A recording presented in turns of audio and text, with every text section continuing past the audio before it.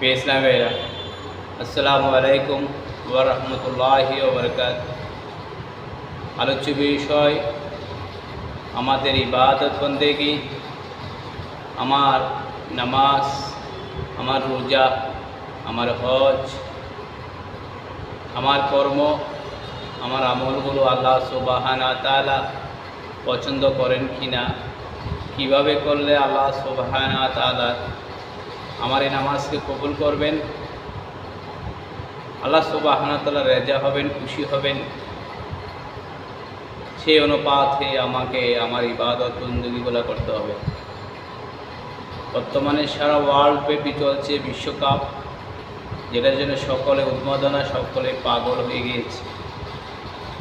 আমি দেখছি শুধু আমি হই নাই পাগল, সবাই পাগল হয়ে গিয়েছে। যাক, সেটা যার যার বিষয়। এখন বিশ্বকাপ ফুটবল বিষয় নিয়ে একটি কথা বলবো।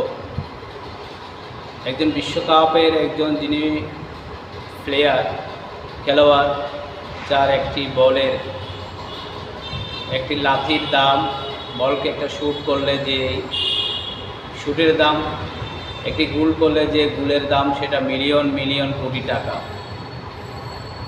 একটি গোলের অনেক মূল্য। হাজার হাজার ভক্তরা তাকিয়ে রয়েছে সে প্লেয়ারের দিকে। প্লেয়ার যদি সফল হয়, দর্শকরাই সফল হবে। পেয়েছিলাম এরা। একজন প্লেয়ার যখন শ্যুট করবে বলটি, তখন বারের দিকে তাকায়, আগে বারের দিকে তাকায়। কেন? আল্লাহ সুবহানাহু ওয়া তাআলা সে প্লেয়ারকে একটি চোখ দিয়েছে, চোখের ভিতরে একটা মণি দিয়েছেন, যেটাকে আইবল বলা হয়। এই আইবল দিয়ে প্লেয়ার বারটাকে মেজারমেন্ট করে, এরপরে বলটাকে শ্যুট করে। দেখা যায় বলটি বারের ভিতরে ঢুকে যায়। তাহলে এ থেকে আমাদের শিক্ষণীয় বিষয় কি? ফুটবল খেলার সাথে আমাদের ইসলামের সম্পর্ক। একজন প্লেয়ার এক বল শ্যুট করলেন, বলটি বারের উপরের দিকে চলে গেল। প্লেয়ার দাবি করলেন সে গোল বলে চিৎকার করছে, মাঠের এই প্রান্তে থেকে এই প্রান্তে খুশিতে আত্মহারা। রেফারি বললেন এটি গোল হয়নি, বারের বাইরে চলে গিয়েছে। ঠিক ওই প্লেয়ার বললেন, কেন? আমি তো বারের ভিতরে মারি, বাইরে আমি মারি না। আমি বারের ভিতরে ফুটবল শ্যুট করি, বাইরে আমি মারি না। তখন রেফারি বলেন তুমি কি বলতে চাও? প্লেয়ার বলে আই ক্যান চ্যালেঞ্জ, আমি চ্যালেঞ্জ করলাম। চ্যালেঞ্জ রেফারি অ্যাকসেপ্ট করলেন।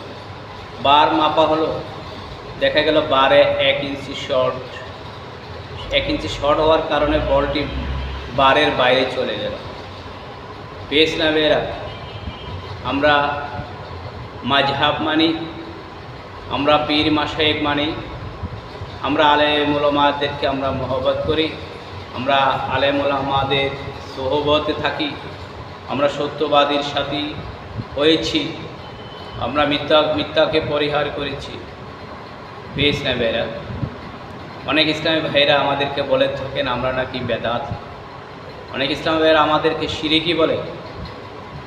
এখন আমার প্রশ্ন হলো যে আমরা ওই ফুটবল প্লেয়ারের মতো, যে প্লেয়ার বারের ভিতরে মারে, বাইরে মারে না, আমাদের প্রতিটি কর্মকাণ্ড শরিয়াত সম্মত, আমাদের প্রতিটি কর্মকাণ্ড কোরআন হাদিস সম্মত। আমরা যেই সংগঠনের সাথে জড়িত রয়েছি, যেই সংগঠনের নাম হলো গাউসিয়া কমিটি বাংলাদেশ, সারা ওয়ার্ল্ড ব্যাপী হাজারো সংগঠন রয়েছে, কিন্তু এই গাউসিয়া কমিটি বাংলাদেশ বেনজির এবং বেমেসাল একটি সংগঠন। যেই সংগঠনের সাথে অন্য কোনো সংগঠনের সাথে মিলে না। যখন করোনা পরিস্থিতি হলো, সকল সংগঠন, একটি গাছ রহিয়াছে যেটি লজ্জাপতি গাছ, হালকা টাচ লাগলেই সে গাছটি নিজেকে গুছিয়ে ফেলে, ঠিক তদ্রূপভাবে সব সংগঠনের নেতা করোনাকে ভয় করে যখন নিজেকে গুছিয়ে নিলেন, সেই মুহূর্তে গাউসিয়া কমিটি বাংলাদেশ একমাত্র সংগঠন যেটি কোরআন ও হাদিসের 100% কোরআন সম্মত একটি সংগঠন। কেননা তার প্রমাণ দিতে হবে। তো আমি মুখে বললে তো, জোর করে বললে তো হবে না। গাউসিয়া কমিটি বাংলাদেশ যে কোরআন হাদিস সম্মত একটি সংগঠন, তার প্রমাণ আমি দিচ্ছি। বিশ্ববাসীকে বলতে চাই, আপনি যদি কোরআন মানেন তাহলে গাউসিয়া কমিটিকে মানতে হবে। আপনি কোরআন স্বীকার করলে গাউসিয়া কমিটিকে স্বীকার করতে হবে। পবিত্র কোরআনে আল্লাহ সুবহানাহু ওয়া তাআলা বলেন, ইত্তাকুল্লাহ, তোমরা আমাকে ভয় করো। তাহলে আমরা গাউসিয়া কমিটি, আমরা আল্লাহকে ভয় করি, আমরা করুণাকে ভয় করি না। আমরা আল্লাহকে ভয় করেছি, আমরা করুণাকে ভয় করি নাই। করোনা রোগীদেরকে অন্য সংগঠনের লোক গোসল করানোর জন্য যখন আসে নাই, একমাত্র আমরা গাউসিয়া কমিটি বাংলাদেশ আমরা গোসল করিয়েছি। আল্লাহ সুবহানাহু ওয়া তাআলাকে আমরা ভয় করেছি, আমরা জয় হয়েছি, আমরা বিজয়ী হয়েছি। পবিত্র কোরআনে আল্লাহ সুবহানাহু ওয়া তাআলা বলেন, বিজয়ী তারা হবে যারা মুমিন। আমরা বিজয় হয়েছি, এটাই প্রমাণিত আমরা মুমিন। সুবহানাল্লাহ।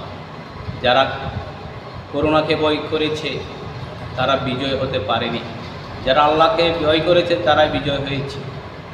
বেশ না বেরা, আমরা বাঁশখালীতে যেই সকল বানবাসী মানুষ, পানিবন্দী মানুষের পাশে যতগুলো সংগঠন সহযোগিতা করেছে, তাদের মধ্যে আমরা গাউসিয়া কমিটি বাংলাদেশ আমরা তাবারুকের ব্যবস্থা, খানার ব্যবস্থা করেছি।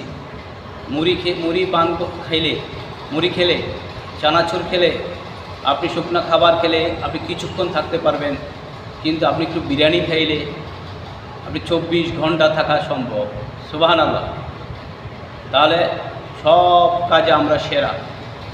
সেরা হয়েছে এটা আল্লাহ সুবহানাহু ওয়া তাআলা দয়া এবং নবী করিম সাল্লাল্লাহু আলাইহি সাল্লামের উসিলায়, আউলিয়া কেরামের উসিলায় আমরা সেরা সংগঠন। আল্লাহ সুবহানাহু ওয়া তাআলার দরবারে শুকরিয়া আদায় করছি। আমরা আল্লাহ সুবহানাহু ওয়া তাআলা দয়া করেছেন বিধায় আমরা সেরা সংগঠনের আমরা ধারক বাহক হতে পেরেছি। সেজন্য আল্লাহ সুবহানাহু ওয়া তাআলার দরবারে শুকরিয়া আদায় করছি। আলহামদুলিল্লাহ। সকলকে সালাম ও মুবারকবাদ। আসসালামু আলাইকুম ওয়া রাহমাতুল্লাহি ওয়া বারাকাতুহু।